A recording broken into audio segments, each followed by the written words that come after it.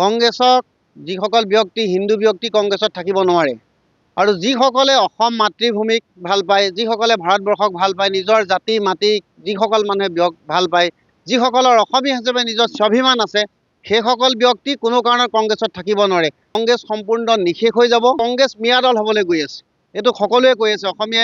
প্ৰত্যেকজন অসমীয়া স্বাভিমানী হিন্দুৱে কথাটো কৈ আছে যে Rakibul and company and Congress and Rakibul. Congress আকৌ ৰকিবুল হুছেইনতে আবদ্ধ হৈ গৈছে। সেইকাৰণে ভূপেন বৰা ডাঙৰীয়াই কৈছিলে কংগ্ৰেছ আৰ। সেয়েহে কংগ্ৰেছ অসমত শেষ হৈ যাব আৰু স্বাভিমানী কোনো হিন্দু সনাতনী কোনো মানুহ ব্যক্তি কংগ্ৰেছ দলত ভোট প্ৰদান নকৰে আৰু কোনোজন ব্যক্তি কংগ্ৰেছ দলত থাকিব নোৱাৰে। কালি প্ৰদ্যুৎ বৰদলৈ পদত্যাগে এইটো প্ৰমাণ কৰিছে যে কোনো স্বাভিমানী অসমীয়া কংগ্ৰেছ দলত থাকিব নোৱাৰে আৰু কংগ্ৰেছ বৰ্তমান ৰকিবুল এণ্ড কোম্পেনী অৰ্থাৎ মিয়ালৈ পৰিণত হৈছে, মিয়া দললৈ।